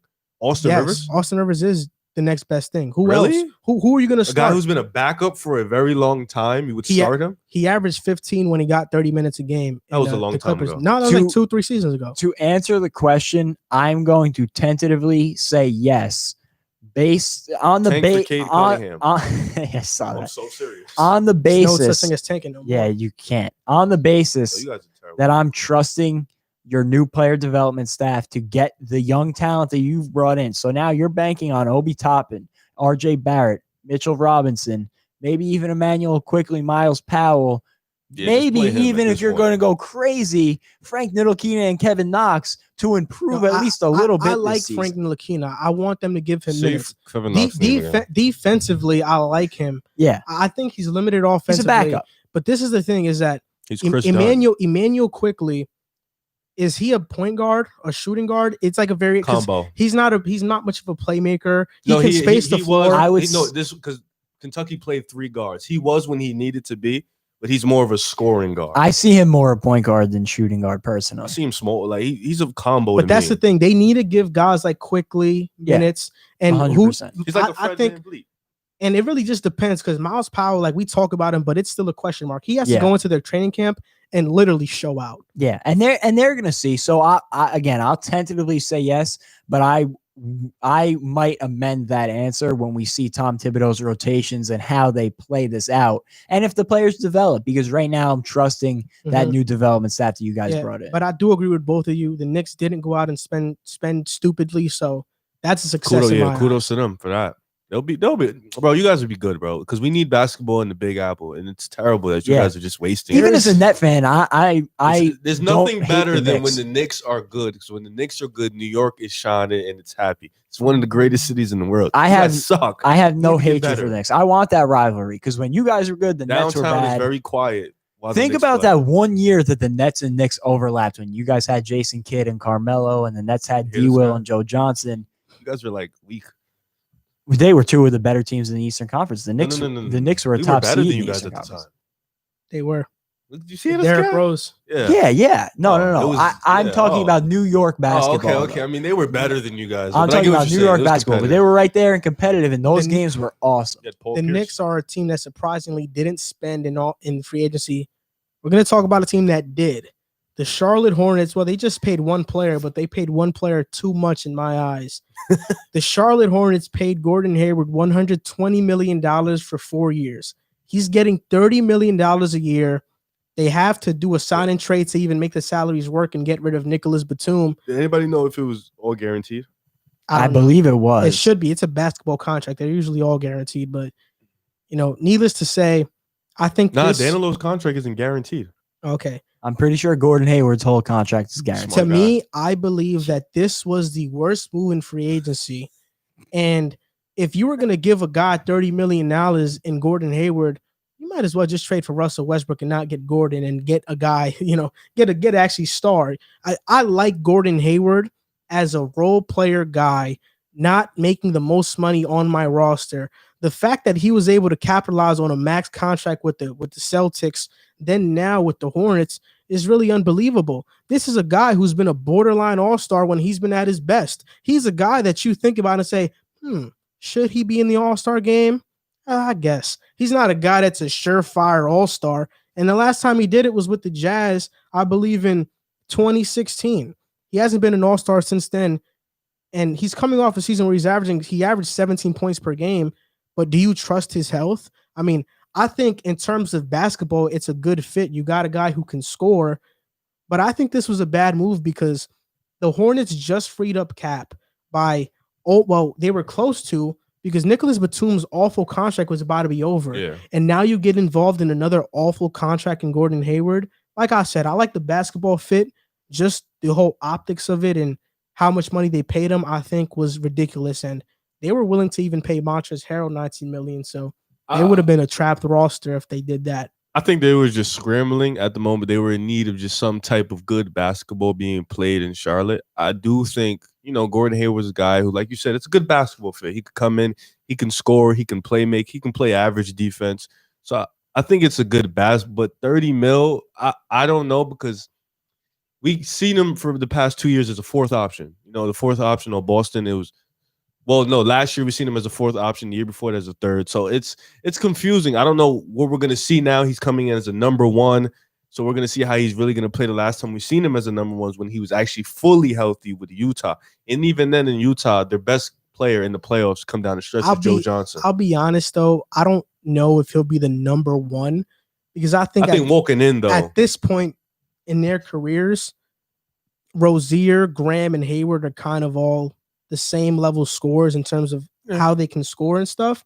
So I think Hayward is more efficient. Yeah, definitely. But I think there'd be like a combo of the three. So maybe some nights Gordon has, maybe he doesn't. He'll be able to take a back seat and be able to let guys score, and also LaMelo's there. So who knows what he's going to be on day one. And I personally hated this move. And I know that me and you talked about the Hornets when the day that Riv couldn't be here, I believe 2 episodes ago now, when we were talking about the draft and everything. I was praising the Hornets. I thought that they had been doing a great job, and I thought they had a really nice crop of young talent between Bridges, PJ Washington, you're set at the Graham, Rozier, and now bringing in LaMelo Ball.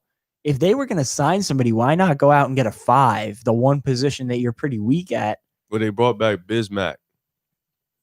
I don't think that this move made any sense because now the next 4 years, basketball-wise, we were even talking before this deal about how many shots Terry Rozier and Devontae Graham were going to take away from LaMelo Ball. So now how many more shots is Gordon Hayward going to take away from him? I think it'll make it easier for LaMelo to have better players. He can just smooth into it because now he's a great playmaker. That was always his best asset. So now I think this move does help LaMelo, but I think it's just too much money for Gordon Hayward. To be fair, Tobias Harris gets paid more. If he didn't already have Devontae Graham and Terry Rozier, I would agree. At least you're bringing in somebody to play alongside him. They already have that talent. Although it's all at the same position, maybe you could have went out and traded one of those two guys. I just don't like, again, like you said, the optics of it. Like now you just brought in a guy that you hope is going to be a superstar, has the potential to be a superstar,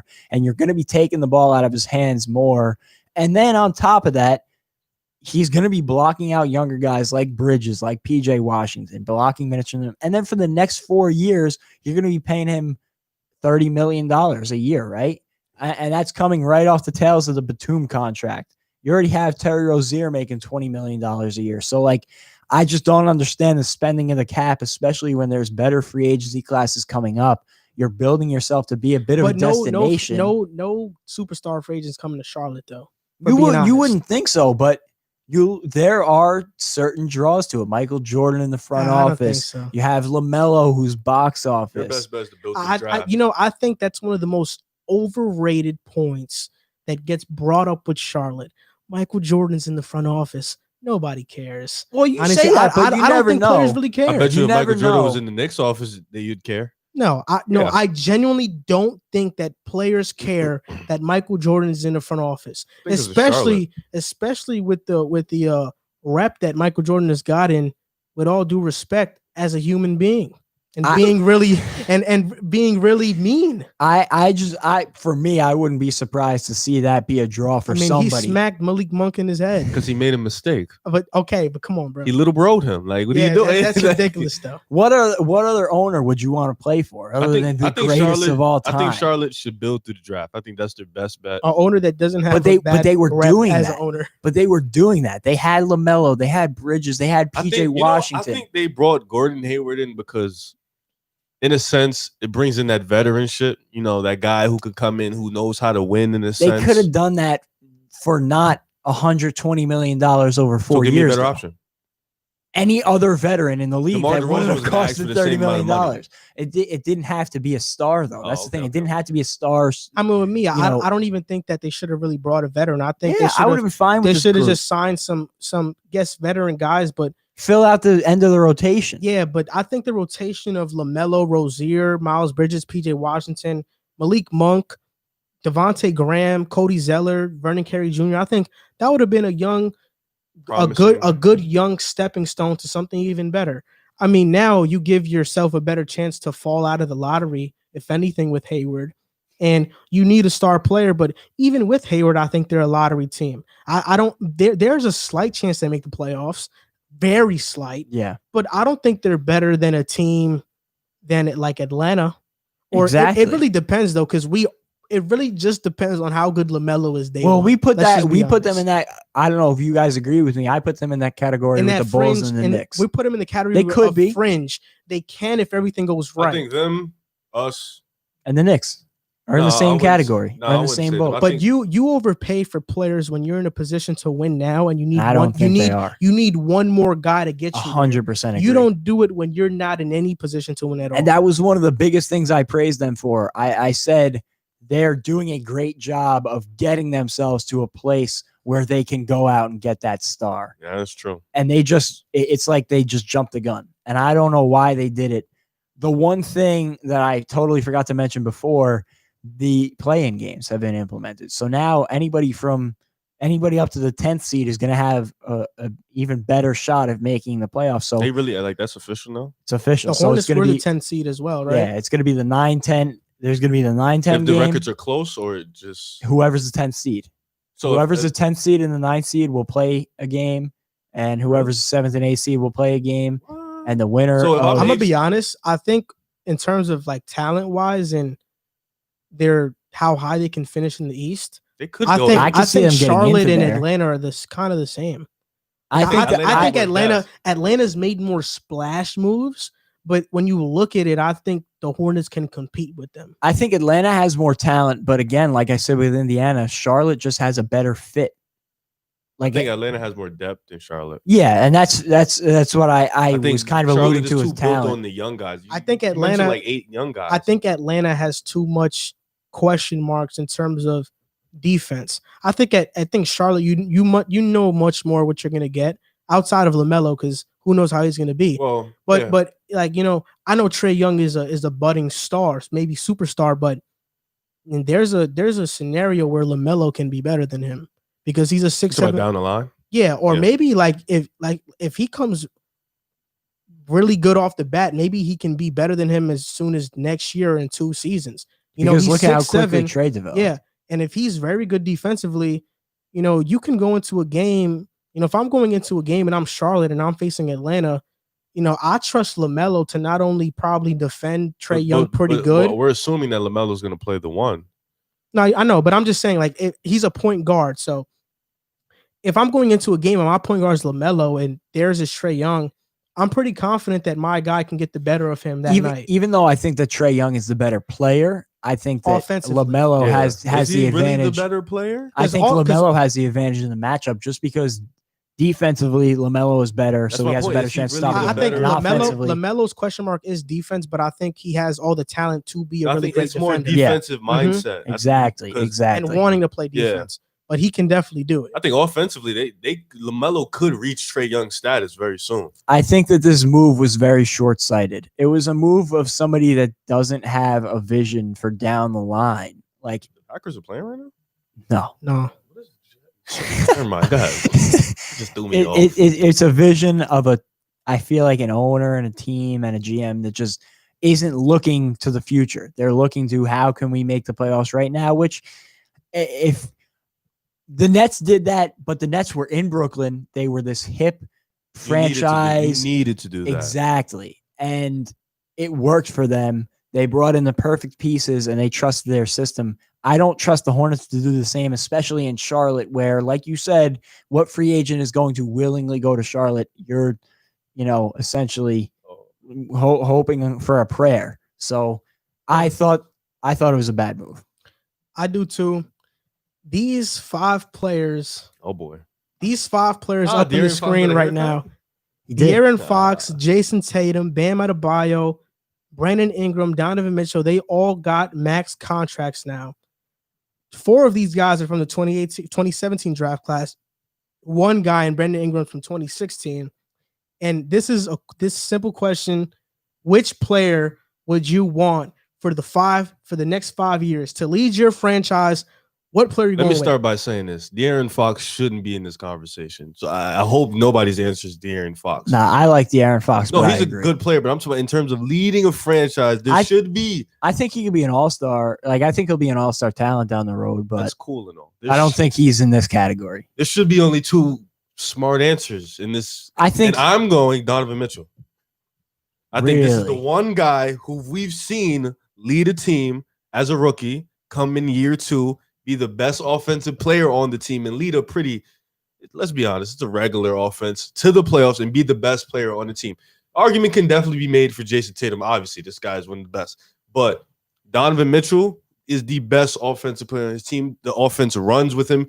When Ricky Rubio left, he was their guy as a playmaker too. And we've seen it in the playoffs. 2 50-ball games. Now, granted, they did blow a 3-1 lead. It happens, but I feel like with Bogdan, if he would have played, they would have definitely won that series. And your second player was Tatum, the second guy that you wanted. Yeah, I would go Tatum at 2, and then Bam at a very, very strong 3.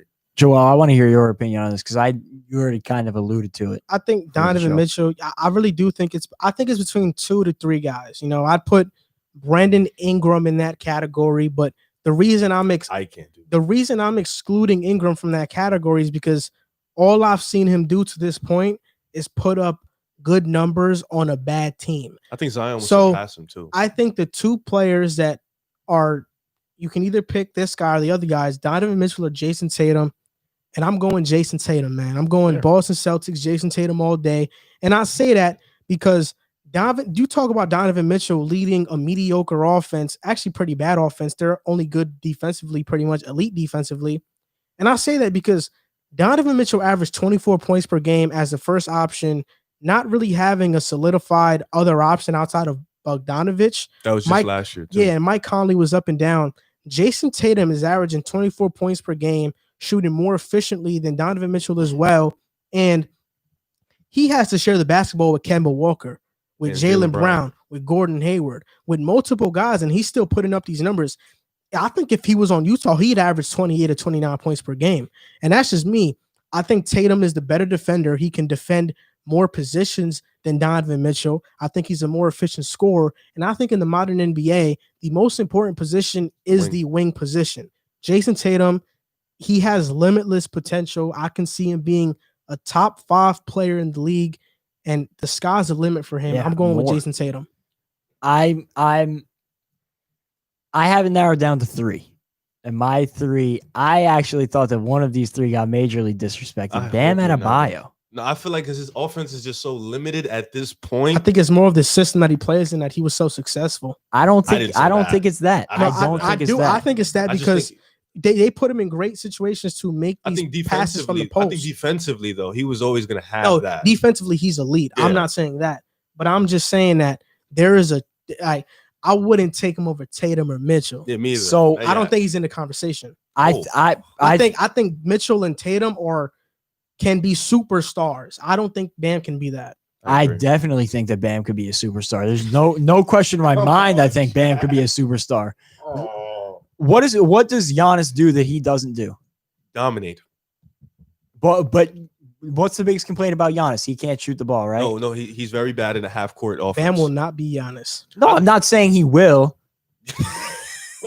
You just said what can he do that he can't do, and that wasn't saying that he's going to be Giannis. But if you're saying that he can do everything Giannis can do, I'm not saying that. I was asking you what Giannis does that he doesn't do. This. What do you have? I'll to do? answer it for you since neither of you have given me an answer. He doesn't shoot the 3 ball, and that's about it. And that's the same thing. He's not as good of a playmaker. He's not as good of a playmaker. And that's the only difference, in my opinion, between them right now. I think Bam might be a better player. Giannis does what Bam does better. Yeah. But I think that is something that he can shoot for. Do I think he'll reach what Giannis is? No, I'm not saying that. I'm gonna be honest. That's like saying JJ Redick does what Wayne Ellington can do better. No, that's literally no. LeBron does what Ben Simmons can do, but better. That's literally it. Yeah. You're literally doing that right now. Yeah. LeBron and Ben Simmons are literally what you're doing right now. And I think that's a fair comparison. No, but Ben Simmons is a star. But we know that Ben Simmons will never reach that. Just like we know Bam will never reach that. I'm just being honest. I want to say this, Jack. I want to say this. I want to hold on. Let me just. You said Tatum, the wing, and all that good stuff. And you think I think him playing with those other stars, though, I think that also benefited him in the fact that he doesn't have to see as much defensive attention as Donovan Mitchell, because you have to pay attention to Jaylen Brown. You also have to pay attention to Kemba. I do think that helps in his efficiency. I do think Jason Tatum is the better shooter, though. But I think Donovan Mitchell, he's more like a Dwayne Wade, I think we all could agree in the sense that attacking the basket, that's his thing. But to you, what you said, no, like Bam and Giannis. No, Bam and Giannis in a sense. Bam scores off dunks and putbacks. He doesn't score the way Giannis scores around the rim. No. But you're just making it seem like Bam gets the ball. We see him get the ball. He does a move here. He does a little spin, and he can just run to the basket. He just dunks on them from the free throw line. No, Bam scores off a oop, or he gets an offensive rebound and he puts it back. Bam had stretches this season where he looked fairly dominant. Giannis looks dominant all year. Yes, all year. And I'm saying that I never said that Bam was Giannis. I never said that Bam was going to be Giannis, but I said that I see streaks of Giannis in his game. Okay, who are you taking though? Who are you taking to go for the next 5 years though? And again, thank you, Joel, for getting me back on track. We've seen streaks of Paul George playing like an MVP level too. What's your point though? Like, no, I get it. Just let him finish his top. Who I'm taking is Jason Tatum. I think that anybody would be ridiculous to take anybody else right now. Jason Tatum is leading a team. He's leading that Celtics team. I don't care what anybody says. He's the best player on that Celtics team. And although he made some questionable decisions in the playoffs, his shooting was questionable. I think that, like Joel said, he has the highest ceiling out of maybe anybody in the league outside of Luka Doncic right now. Personally, I think that Jason Tatum is going to be a top 3 player in the league moving forward. In this next crop of young talent, I just think that he does more than anybody on this graphic. You think he does more than Donovan Mitchell? Yes, I think he's a much better defender than Donovan Mitchell. But for his team, you think he does more? No. You're misconstruing what I'm saying. But you also mentioned as a player, he can do more than what Donovan Mitchell does. Along with being taller, which is not. I mean, Donovan Mitchell can't do anything about that, but you have to take it into consideration. You also mentioned that Donovan Mitchell did whatever he did his rookie year. Tatum did too. And he took that. He led them in the Celtics far. When Kyrie got hurt. To be fair, though, he didn't do it in the regular season, but the playoffs. No, the playoffs he was phenomenal. But to be fair, though, Kyrie and Gordon Hayward were the top of the top, and that team was loaded. Yeah, Kyrie got hurt in the regular season though. Like they got Gordon Hayward. Gordon Hayward didn't play, but you still had Jaylen Brown there. Marcus Morris, I think, was still there on that team. That was still a well-rounded. No, I get it, but like we didn't. But so was that Jazz team. Was a very well-rounded team. Offense? Well, no, but defensively they're number 1. No, defensively they're elite. But it doesn't drop off with him playing. Donovan Mitchell is still a really good defender. No, yeah, no, but I'm saying that just because Kyrie was there doesn't take away that Tatum was phenomenal in the playoffs. Because they weren't supposed to be Philly. I think they weren't supposed to go Donovan Mitchell was phenomenal too. Yeah, acting like Donovan Mitchell wasn't phenomenal. No, he was. I never said he was. But I think Tatum said he was wasn't phenomenal. I think because he went farther. Yeah, he went farther. That was makes you. And I think that but the numbers are better too. I think they're pretty much the same. Probably the same. I think that Mitchell's defense gets inflated a little bit by the fact that he plays with a great defensive supporting cast. You could say the same thing about Jason Tatum. No, I just think that skill-wise, Jason Tatum is a better defender. They never really had a rim protector. Well, I mean, but they still have Daniel Tice, who's a plus defender. They have Jaylen Brown, who guards the best player on the other team. He's not Rudy Gobert, though. That is fair to say. And I just think that nobody on the perimeter for them is Marcus Smart. I just think that Jason Tatum's measurables put him over the top of Donovan Mitchell, because that's nothing that Donovan Mitchell could ever be unless he hits a crazy growth spurt at 22. That's fair to say. 24 actually. He's the oldest out of the 3 of those guys that I mentioned in my 3. Mm-hmm. He's older than De'Aaron Fox? No, out of the 3. He's older than Bam and Jason Tatum. That's my 3 guys that I would look at. I would say Jason Tatum, Donovan Mitchell, Bam, 1, 2, 3. Yeah, I would go Donovan, but I feel like those 2 at the top, because Bam is just getting it started. I feel like Donovan and Jason Tatum, we'd already seen like these dudes to be superstar level talents. But let me ask you a quick question. So we dropped the 2 other guys. So since out of Fox and Ingram, who do you think is who's next up? I'd go Fox. Go Fox? I think in the West, that's hard for a point guard. Yeah, but I'd go Fox. I think You know, it's much more. Based it's a off much your more answer, important you would position. probably have to go Brandon Ingram because measurables. I think Brandon Ingram's not a good defender, and he's just a Horrible. volume scorer. Exactly, and I never that's fell in why love with I Ingram. would go with Fox. I just think that Ingram is a scorer and nothing beyond that. I think Fox is a great playmaker. I think he's a great defender, and I don't think he can lead a team, but I think he could be a bigger part of a championship team than Brandon Ingram could. Yeah, I agree. I think Ingram is just. I think people fell in love with the numbers because he was playing well. I just think he's a high volume guy. He doesn't really bring you to winning a lot of games. I think Zion's going to surpass him anyways. I agree with you there. So winning and when I said Bam is a superstar, I don't want that to be misconstrued. It depends on your definition of superstar. Like, what are you considering a superstar? Me personally, are you considering? What do you consider? Like that? You said you told us that a superstar is a guy that can be the best player on the championship team, and you said there's like 7 to 8 guys in the league that can do that. I don't know that Bam will be that. I contradicted myself. I'll admit. I think that. he'll be a player. I don't know. I don't know for years to come. I think he could be on the higher end of star. So to wrap this segment up, you're picking Tatum. I'm picking Tatum. You're picking Mitchell. Okay, we want to hear your pick. Who are you going with 5 years down the line? Comment that in the chat. Comment it in the video that we're going to put out for the segment. And I'm going to come back to this 5 years later. I really want to see who's better. And that does it for the show. We're going to take callers in a few minutes. But this does it for this episode of Pick a Side Podcast. This is episode number 44. If you guys enjoy our content, follow us on Instagram, TikTok, Twitter, wherever you can find us. Listen to us on Apple Podcasts and Spotify. Hey, first vid without my phone. Yeah, we appreciate all you guys that were watching, listening, and see you next time. Taking calls at that bathroom, man.